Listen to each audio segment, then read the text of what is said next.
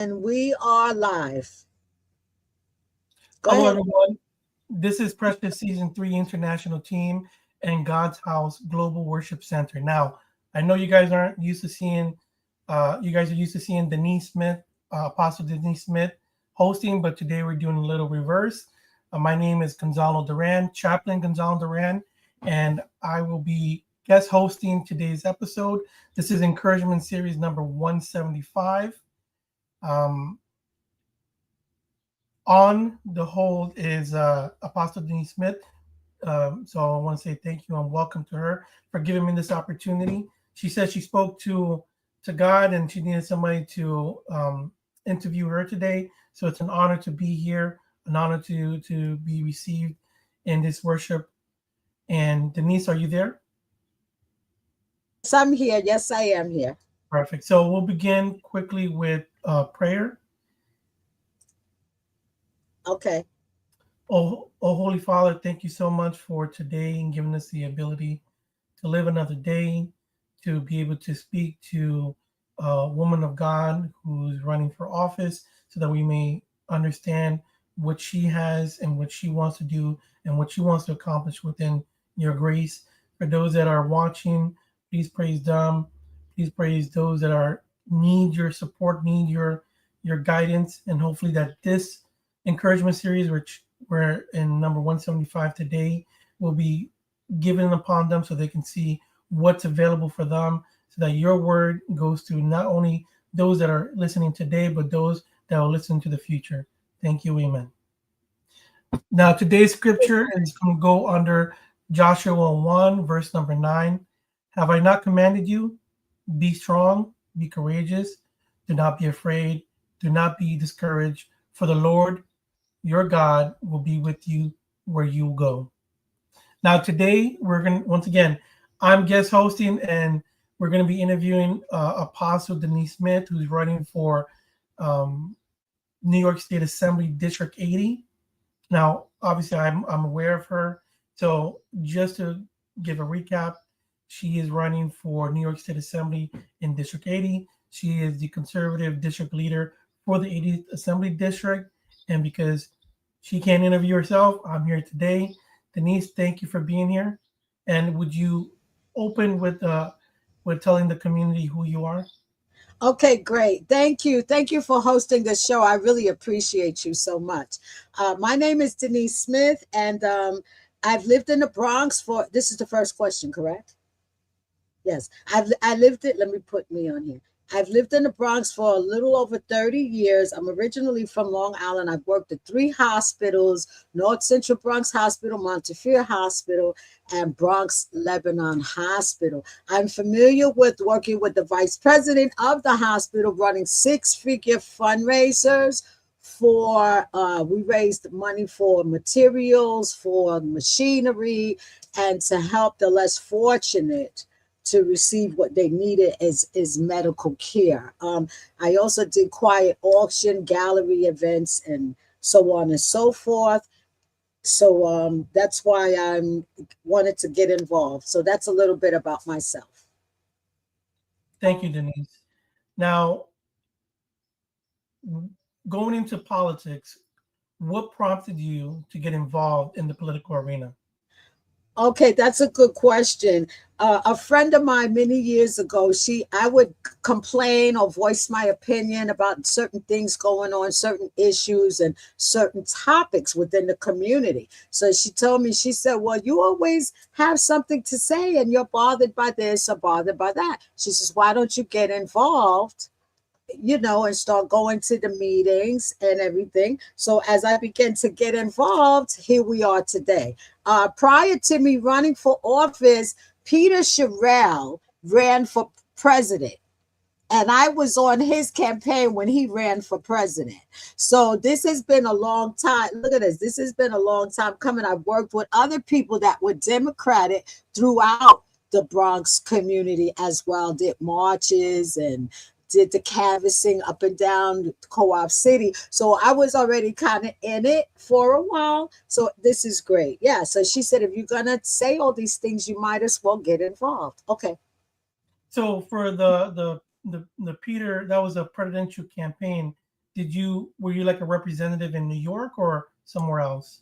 I was on his assistant as or his part of his campaign.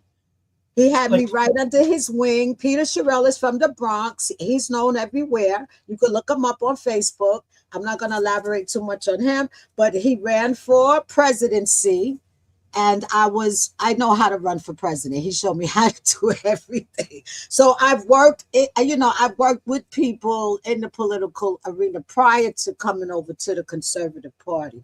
But she told me, quote unquote, you need to start taking it serious.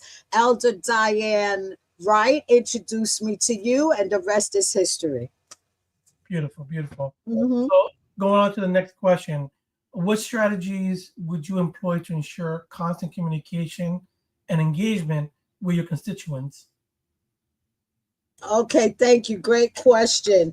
Um, we have to have healthy communication with each other. We need to be able to engage. Let me see if I put it this way. We need to be able to engage with one another. That's important because this is the only way we can build a healthy relationship with each other, a respectful relationship, and understand just because you or somebody else has a difference of opinion, I believe that we can come together on a common ground in a healthy manner, and at the end of the day do what's best for the people in the community. So that's the way I would like to approach it, and I think that just makes great sense. Well, normally for a campaign, there's different strategies and different things that are pretty, some are common, some are not so common.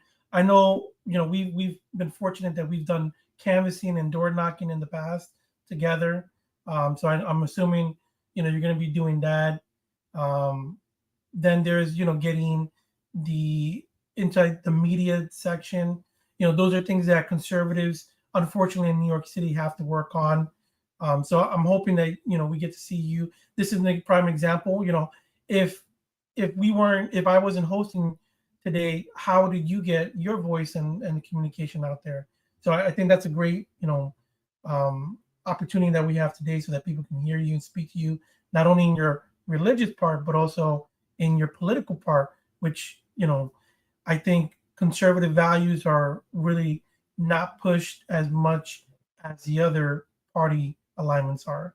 So I'm glad we're speaking today, and I'm glad we get to share your point of views. So going on to the next question, what have you learned since running for New York State Assembly? Tell us some of the good, some of the bad, please. Yeah, well, thank you for that question. I've learned the good and the bad. The best moves are made by just being involved. And it's a crucial time right now. So I believe differences can be still made. Some people are saying, oh, it's too late. I don't, it's never too late. As long as we have breath in our body, it's never too late for changes. It might not be an astronomical change, but just to see the small changes, I think would be great. And what are some of the bad stuff that you've seen?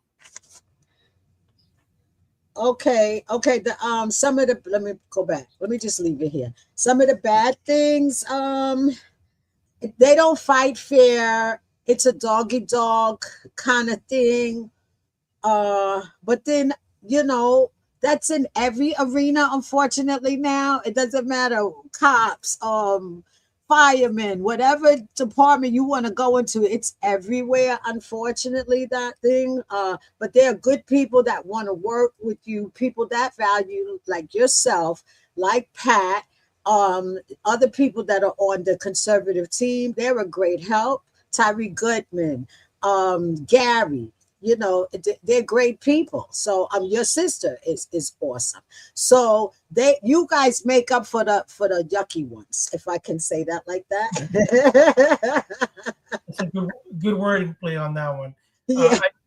I've been fortunate that I've been able to see you speak in political forums.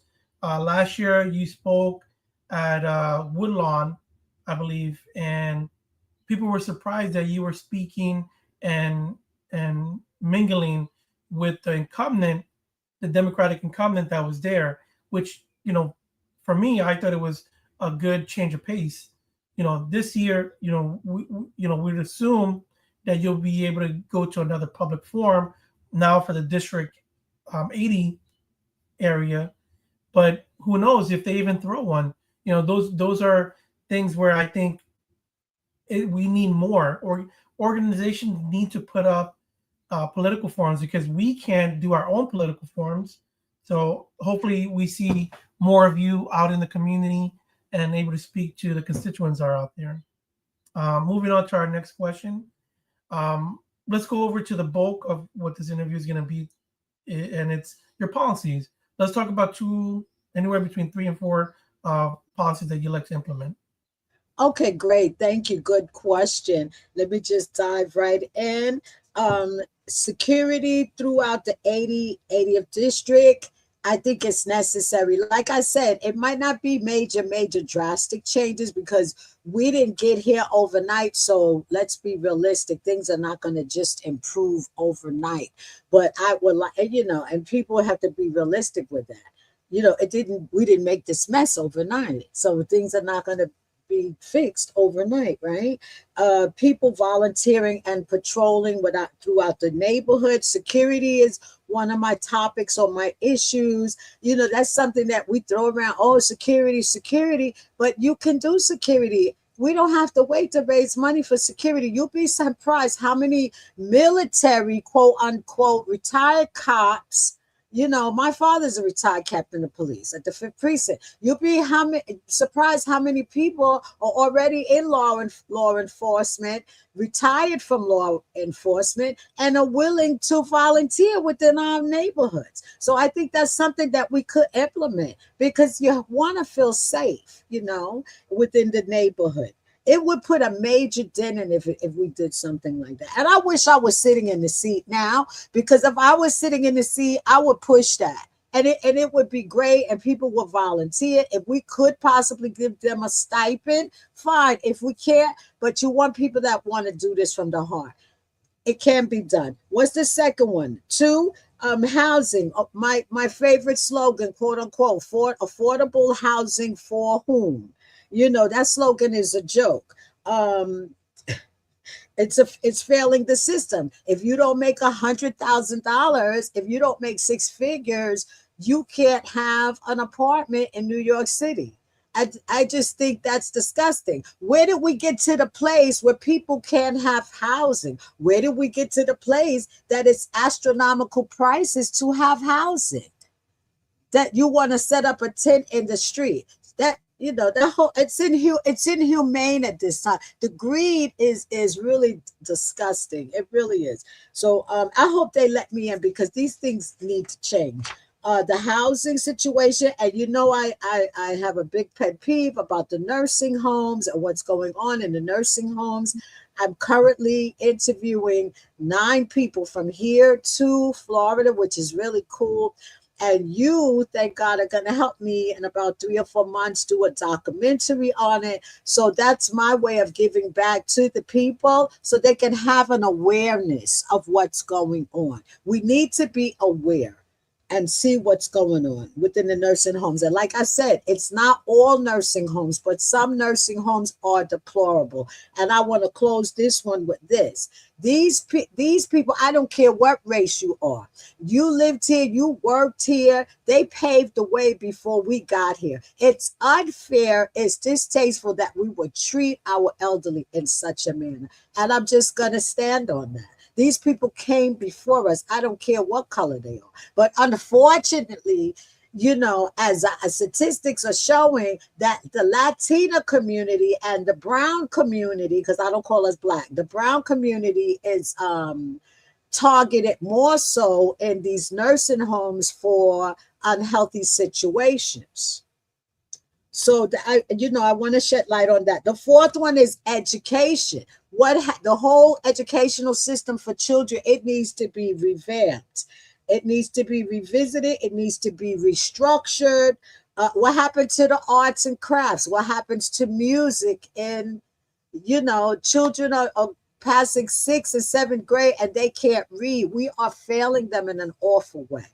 SOS to that one. So these are the issues and the topics at hand that I definitely want to see changed. Thank you, Denise. Now, I do want to go back on one of the things that you talked about, public safety.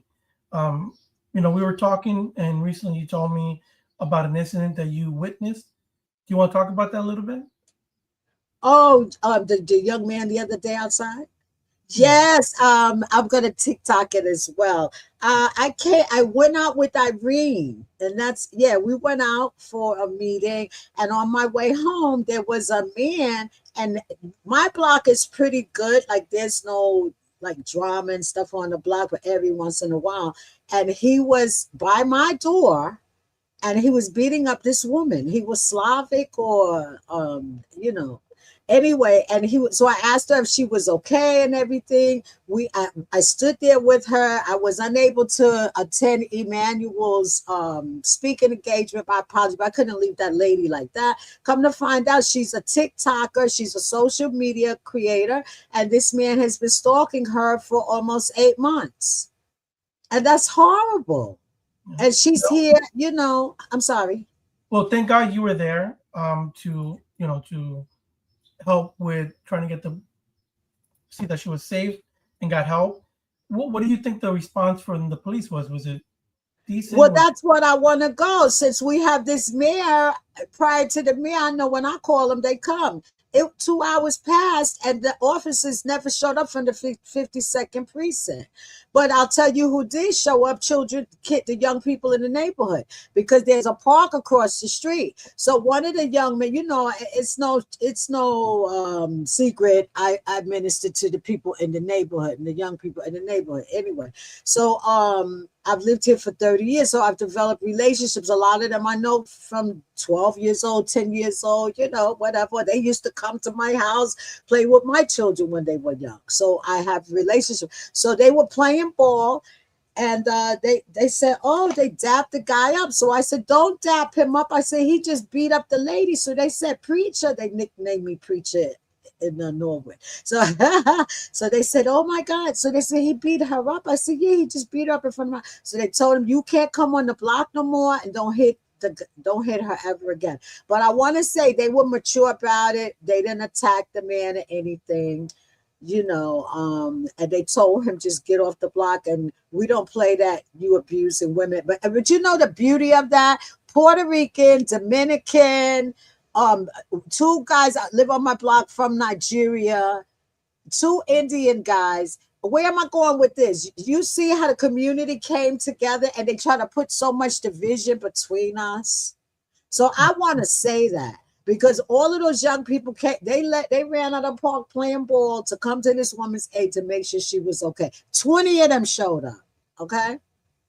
So, and I think that follows through exactly what your public safety, why there's community patrolling is needed. I mean, if somebody was attacked, the police called and they didn't show up for more than 2 hours.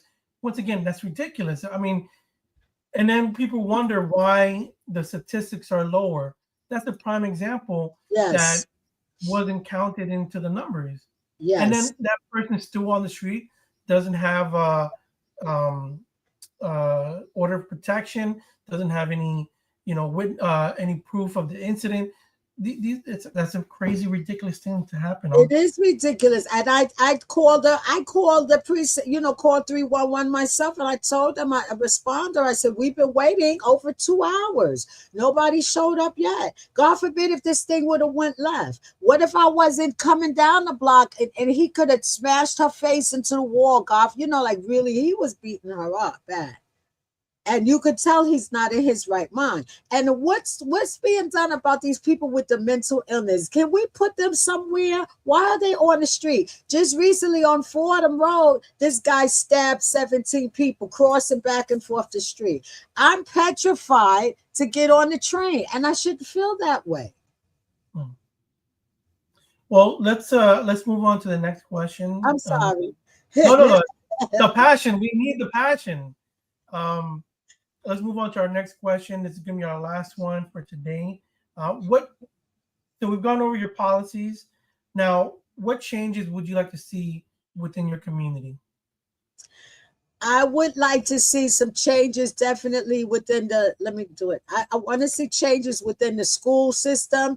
We need drastic changes within the school system. I mean, come on. We're hurting our children mentally. We're not setting them up for the longevity of the future that they have in front of them. And I really want to see that educational thing revamped. I want to see things done concerning the nursing homes for the better. Once again, it's not all nursing homes, it's some nursing homes. Let's become better with it. And definitely patrolling the area. So, what happened to that young lady the other day could have been avoided, you know? So, those are the things that I want to see. Excuse me. And it's nice to see the community can come together. I'm sorry, I had the hiccups. So those are policies that you would like to implement and change within the community. But are there any community projects that you think that could be happening? Because I know you're towards the Mashulo area, I believe. Yes, I'm in the Norwood section. I'm on Mashula Parkway. Yes. Are there any, let's say, any parks or any sanitation issues, any little small projects that could be done there at the moment? Well, the park by me, People's Park, they renovated it recently because I was, trying to make noise at one time a few years ago about redoing the parks because how are the children playing and it's, the things are falling apart. They're rusted. So they did revamp the People's Park and they did some work in Van Cortlandt Park. But oh my goodness, and don't forget Oval Park where the track is. They did it over really, really nice. So Okay, perfect. Because I wasn't sure. There's a part that they recently have that has a stadium, and they have to break it down because it's too. It would be too expensive to try to fix it up, or can't think of the word right now, or just to yeah. Either way, for them to fix it up, it would be more expensive than just to knock it all down and put a new one up. So I do wasn't you sure. know the name of the park? What park is that? Off the top of my head, I don't remember. I want to say it's Oval Park, but if you just mentioned that, I don't think it is. But Yeah, well, they have the track at Oval Park. yeah, this one has a stadium, so I probably is not that park. But I'll look that Okay. up later. Maybe, Uh, maybe it's Crotona Park. I think they need to do some work over there at the Crotona Park. Yeah. I like to bring up one thing because you mentioned the nursing home, and this is something that just popped up recently. Yes. Um, it a, it wasn't a VA hospital or a VA run um, nursing home, but it was a New York State, and there was a veteran that was abused by a caretaker, by one of the aides in there, and it was the video was submitted to News 12, and in the video you could see the individual was being choked, was being harassed, was being hit, was being cursed at. I'm gonna send you the link later, but it's gotten so much attention recently, and this happened like maybe Thursday or Friday, during this time period, and now the VA, so it reached the federal level. Secretary has put a notice on the situation that individual will be, they're going to get him fired. That's one. And now there was just a message put out saying that 4 senators are going to come out and speak regarding the situation. Now, why does it have to be that level for the changes to be made when we know what's going on? So I commend you on the work that you're going to be doing, and I look forward to helping with the documentary on it.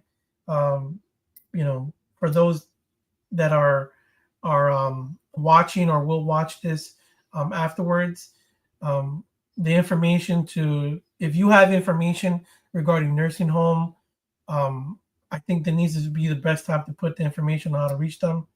And I guess we can put that at the end. But Denise is the point of contact for that.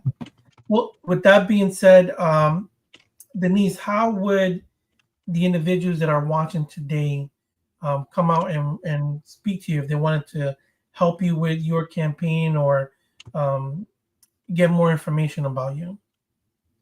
Okay, I'm posting the email now. I'm so sorry. No, that's Okay, fine. yeah, so they can reach me through this email. I hope I put it right. Oh, but I didn't put Gmail. Okay, well, Denise Smith, Bronx, New York, NYC at gmail.com. Of course, you know .com goes at the end, but you can reach me at this email address, or you can reach me at precious season number 3 at yahoo.com. That one I really use for ministry purposes, and this one leans towards most political, gyra avenues or things like that. So That for the audience watching and for those that are going to watch later on, if you would like to help Denise with her campaign or get more information on what she's trying to accomplish, feel free to email her at Denise Smith Bronx NYC at gmail.com. Thank you so much. Any last words regarding your candidacy that you'd like to put out there, Denise? No, I just want to say oh yeah, we didn't do the cup. Go ahead, do it now. You So got to show it. for those that are watching, I did miss one portion of today's normal segment, which is which cup that we are presenting. Today, I'm presenting my Inside City Hall, which last year, running for public advocate, I was able to speak at New York One. So this is basically one of the highlights of my political career. Okay, and my cup today is books because I like to study and think a lot lately. Oh, look at that. That's awesome. That's awesome. Minister Bernadette purchased this for me. Isn't it too cute? It's a stack of books. Look, it's a teacup, a coffee cup, and it's book. And I said you couldn't have gave this to a better person because I always have my head in books. So this was great, and I teach classes, as you know. So look at it. So like and subscribe, like and subscribe. You like this cup? I got to get you one. That's awesome. Going back to what the discussion, the last question I asked was, is there anything that you'd like to tell the individuals that are watching regarding your campaign? Well, I want to say my name is Denise Smith. I'm running for State Assembly, District 80. I would appreciate your vote. Get out and vote because I am the change and I want to be the change. I want to make the difference. You can see what I'm doing. You see me everywhere. I put it all over social media. I'm showing you what I'm doing. So I hope that you would vote for me because I really want to make a difference and see some differences. Can I talk about the upcoming events right now or no? Please. Okay, we're Saturday, October the 3rd. We're having our 10th annual Poe Park event. I can't believe it. But we're going to share the space this year, Mr. Duran, with the Cancer Society. Oh, great. So that'll be, I thought that because October is Cancer Month, so that makes sense. So I had booked the day back in February, my permit. So they wanted to come that day before it gets too cold. So we're going to possibly work together. So that's going to be good. Precious Seasons 3 and the Cancer Society, sharing the space, informing the neighborhood, giving out clothes. They're going to give out pamphlets. Bishop Iris is going to be there. She's going to minister to the people. I hope you're going to come. I would love to have you. Anybody else interested in coming that day, let me know. If you have new clothes that you want to get rid of, contact me. I'll be glad to take them off your hand. We wait 5 years and we never lose the weight. So you might as well just give me the dresses because you're not going to wear them.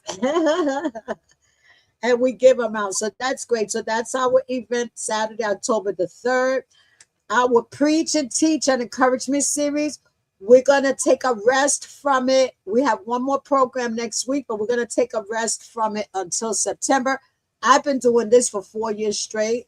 I was doing the prayer line for 8 years straight. So I talked to my bishop and we've decided I need like a little sabbatical time. So we're going to, there will be no more encouragement series, no Preach and Teach until September 2026. And the prayer line on Monday night, for the first time in 8 years, is taking a rest too until September. So those are the updates. Thank you, Denise, for that. Once again, this is Precious Season number 3, International Team and God House Global Worship Center. My name is Chaplain Gonzalo Duran. I am guest hosting for Apostle Denise Smith, which I appreciate very much. And this is Encouragement Series 175. Blessings to all. Thank you, and God bless. Thank you. God bless you. Thank you, everyone. Thank you so much. Thank you. You did an amazing job. Thank you.